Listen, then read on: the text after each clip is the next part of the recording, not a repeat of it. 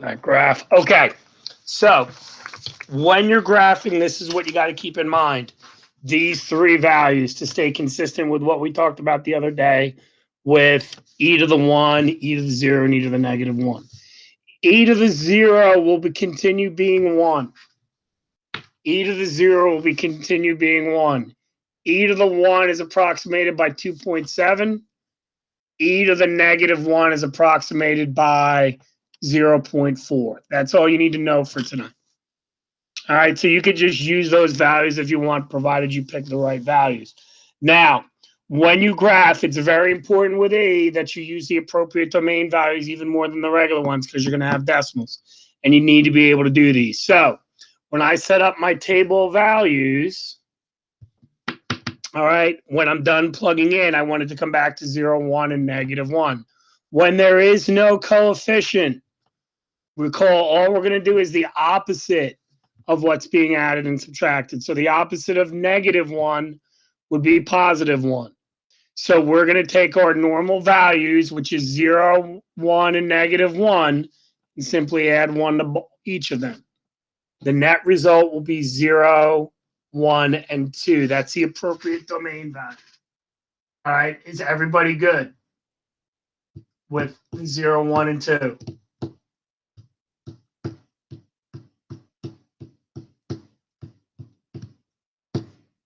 Okay, so when I plug in 1, 1 minus 1 is 0.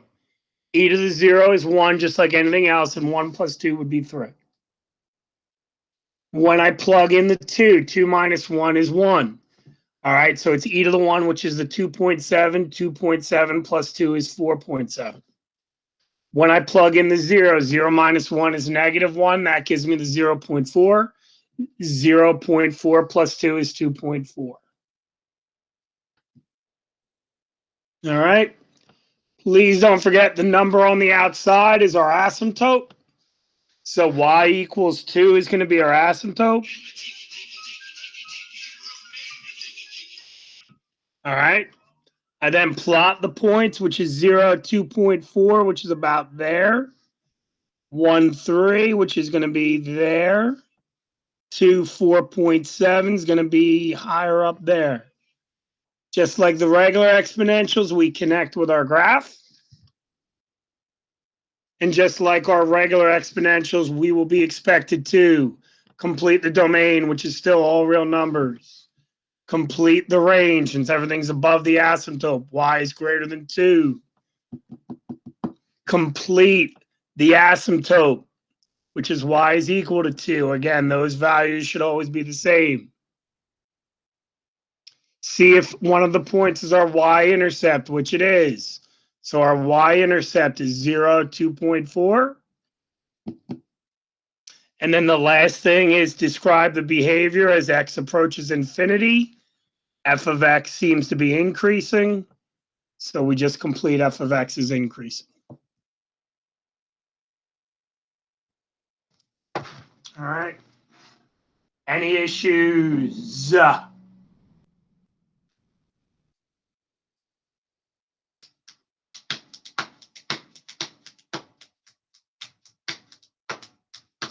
Okay.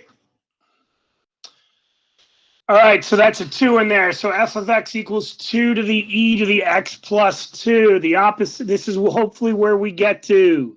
The opposite of the positive 2 is the negative 2. So that's our middle value. Since the coefficient is 1, we simply go up 1 to negative 1 and down 1 to negative 3. So that's where we want you to get to. When I plug in negative 2 plus 2 is 0. E to the 0 is 1. But now I'm multiplying by 2. 2 times 1 is 2. 2 minus 1 is 1. When I plug in the negative 1, negative 1 plus 2 is 1. E to the 1 is 2.7. 2 times 2.7 is 5.4. 5.4 minus 1 is 4.4.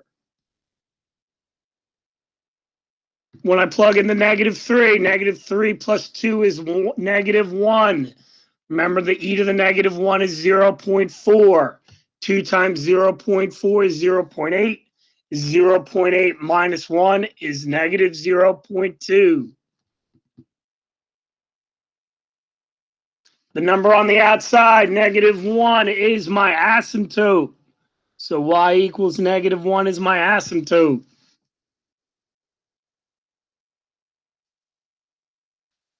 -3, -0.2. A little below the axis, so maybe right there. -2, 1, right on there. And then -1, 4.4, right about there. Connect the points for your curve. Boom. Domain, all real numbers. Range. Y is greater than -1, the number on the outside. Asymptote, y equals -1. Now the y-intercept is not there. So I have to go back and plug in 0 to get the y-intercept. 0 plus 2 is 2. E to the 2, I would just plug into my calculator. So e to the 2 is about 7.4. Multiply that by 2. All right, and subtract 1, and we end up with about 13.8. So 0, 0, 13.8 is my y-intercept. And then as x approaches infinity, f of x increases.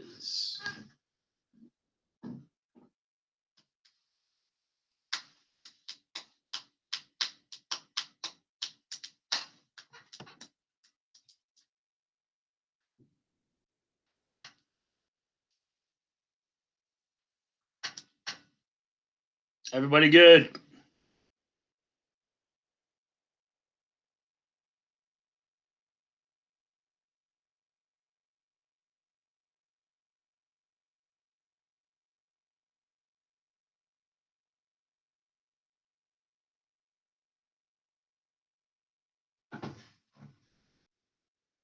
All right. So the next two. First off, that's a negative e to the x minus 2.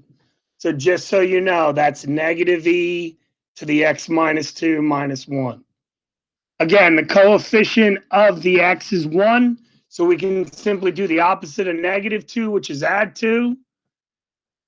So my -1, 0, 1, I add 2 to each of those. I end up with 3, 2, and 1. When I plug in the 2, 2 minus 2 is 0. E to the 0 is 1, but the negative on the outside makes it -1. -1 minus 1 is -2. When I plug in the 3, 3 minus 2 is 1. E to the 1 is 2.7, but the negative on the outside makes it -2.7. -2.7 minus 1 is -3.7. When I plug in 1, 1 minus 2 is -1. E to the -1 is 0.4, but the negative makes it -0.4. -0.4 minus 1 is -1.4. All right, I got to do a quick sketch of a graph because I changed it to make sure we covered all the topics. So I'm going to draw it freehand a little bit. 1, -1.4 is there.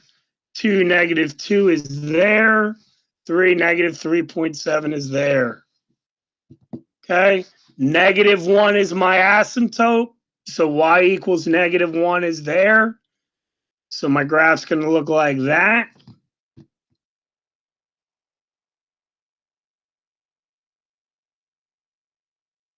Since everything's beneath it, I'm going to try and save some space. This is the asymptote. So the range, y is less than -1. The domain is all real numbers. All right. Once again, I don't have the y-intercept, so I got to plug in 0. So I'm going to plug in, oops, not that, negative, and then second e. 0 minus 2 would be -2, and then -1 from that. All right, so the y-intercept when I'm done plugging it in is 0, -1.1. If you don't have the calculator at home and you just want to plug it in, that's fine. And show what you would have plugged in. And then if you look at your graph, as x approaches infinity, f of x is going down, so we say it's decreasing.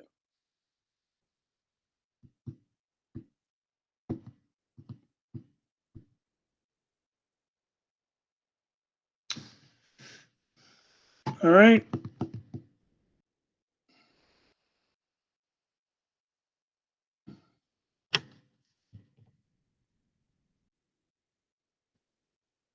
All right, the last thing I want to go over is f of x equals 1 over e to the x plus 1.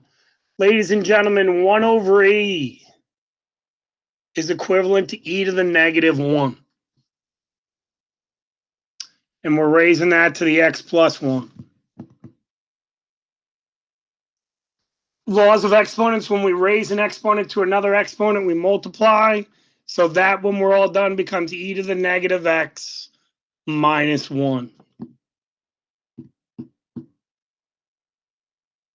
Now, to get this zero value, I'm going to take my exponent, which is negative x minus 1, and set it equal to 0.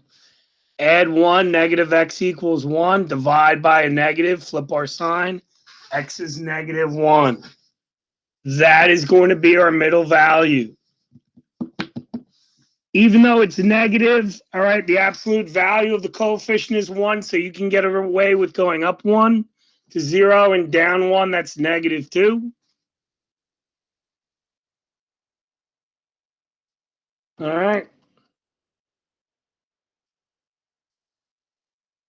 When I plug in my values, this is about 1.4. That gives me 2. And this gives me 3.7.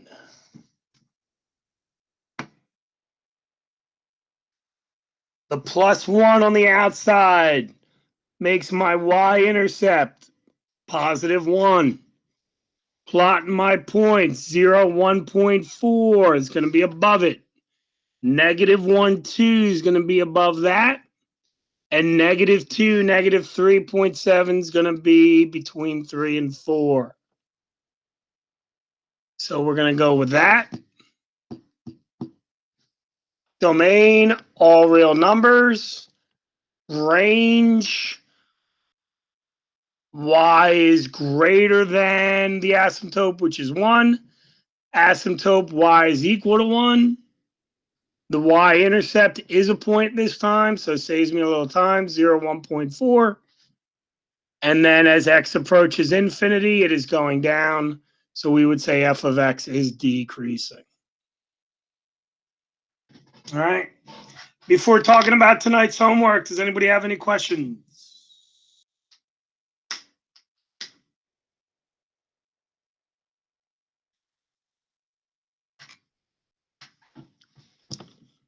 Okay. So, nope. Tonight, by midnight, you graph those 6, 1 through 6. All right, same ideas, asymptote, y-intercept, all that. There's only 6 of them. Okay, we'll go over those tomorrow, and then we will start talking about word problems. For those planning ahead, Friday, all hybrid A students and all virtual students will take your quiz on Friday. B students will take your quiz on Monday. B students will take your quiz on Monday. So Friday, there'll be no live stream. Virtuals and A's will be taking their quiz. The live stream will be open if you have a question during your quiz. But other than that, and then Monday, B's are taking their quiz. So the virtuals and the A's will do it then. So that quiz will be Friday and Monday. You will take that at home. Tomorrow, we'll go over these and then do word problems. All right. We'll continue word problems on Thursday and then review for your quiz. Does anybody have any questions? All right. If you're good, I'm good. If you have questions at the end, feel free to stay on. If not, go out and enjoy the snow a little bit. I'll see you tomorrow. Have a good day. Have a good You day. too. You too. Bye, guys.